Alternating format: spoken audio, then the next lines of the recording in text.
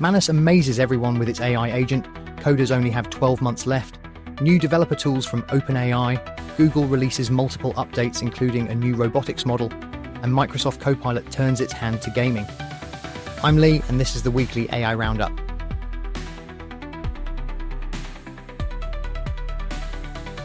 All the buzz right now is about Manus. Manus is a new AI tool that is allowing people to complete complex end-to-end tasks that require multiple steps, planning, and services.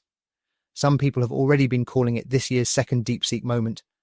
Early reports were describing Manus as its own unique model, but it would seem that Manus is actually just bringing multiple existing AI tools, like Claude Sonnet, into a single service to allow users to complete work that would normally have them jumping across several different tools.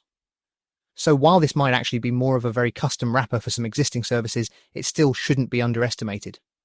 The real impact of Manus is that it's allowing everyone to really see the potential of agentic-style work when it's done competently. Up until now, most services like Operator from OpenAI and Proxy from Convergence have felt quite slow and limited. It doesn't take long using one of these tools for you to find their limitations and weaknesses. Manus seems very different, as it appears to be handling far more complex tasks without hitting obstacles and doing it seamlessly and at speed. Consequently, people are looking at the results and imagining the power of these types of tools when applied at scale. Speaking of DeepSeek moments, there have been some rumours circulating today that DeepSeek R2 could drop as soon as March 17th. Last week we reported that DeepSeek were planning to accelerate the release of their latest model, and it certainly seems like it's likely to be sometime in March. Can DeepSeek steal the headlines once again? And finally, is it a car? Is it a quadruped? Is it a humanoid? Actually, it's all three.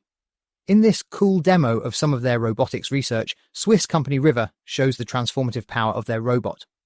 Okay, so humanoid might be pushing it, but this concept does show the potential for robots to be able to take on multiple forms.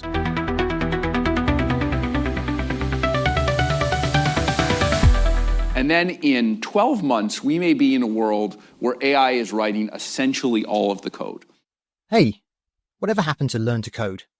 Dario Amodei made the controversial statement that in 12 months, we may be in a world where AI is essentially writing all of the code. Whether you think this is wildly optimistic or not, it's certainly clear which way the trend is going.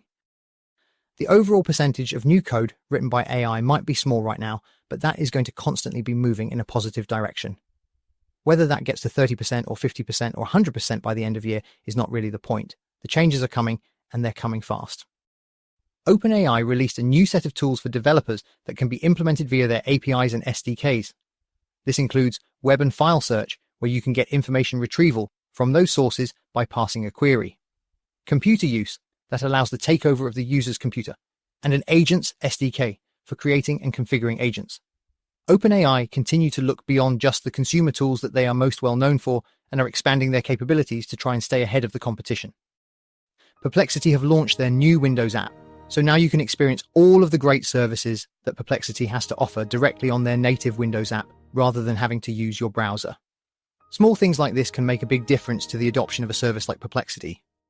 And finally, Move AI has announced the second generation of their motion capture AI that allows users to capture full body motion without any special equipment from a single camera. The full body dynamics captured look incredible, and this kind of technology opens up a whole world of opportunities that would have previously been unthinkable for anyone without a Hollywood budget.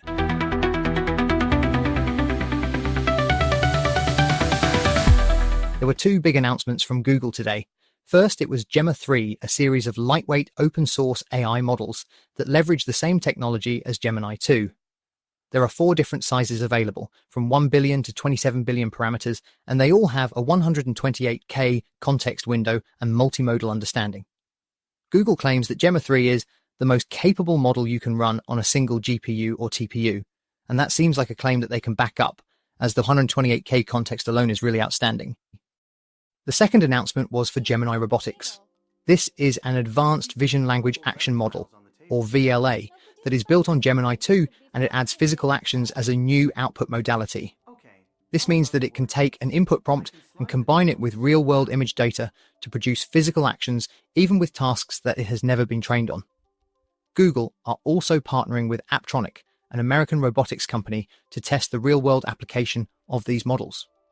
Finally, FreePic has scored another big first. Today, they announced that image to video for Veo 2 is now available on their AI suite.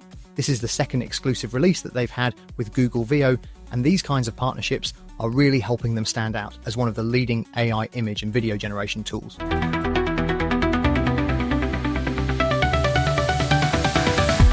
Microsoft has announced CoPilot for gaming. The assistant can give you personalized game recommendations and help with game setup, but more importantly, it can coach you through a game whenever you get stuck and need a little help. The aim is to have the assistants to be on hand whenever things might be getting frustrating, without interfering with the gaming experience when it's not needed.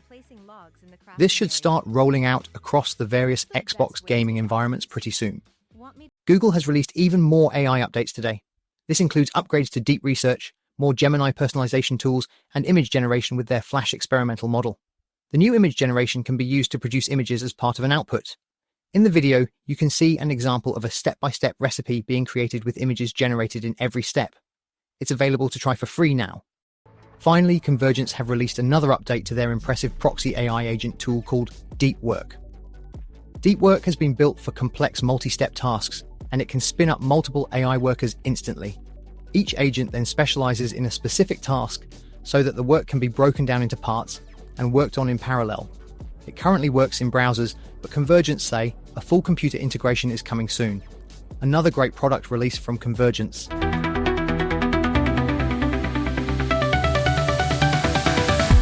Just how important is the new AI company DeepSeek to China? Well, it's been declared a national treasure, and along with that comes some new conditions for some of the staff. The key players involved in research and development may be required to hand in their passports to limit their international travel. That's how important DeepSeek is to China, and it gives us a glimpse of just how crucial the AI wars are to nations. Rarely a day goes by where Pika Labs isn't unleashing some new, cool generative AI tool. This time it's their Pika effects options that's being showcased with no less than 16 new effects. These include Museum Me, Baby Me, Hero Me, Princess Me, and Puppy Me. Pika Labs is always cooking.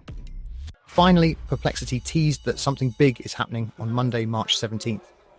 The video that accompanied the announcement is as cryptic as the announcement itself. The message is simply 3/17/25. What exactly are Perplexity launching on Monday? Could it be the Comet agentic search browser that they teased a few weeks ago? Your guess is as good as ours.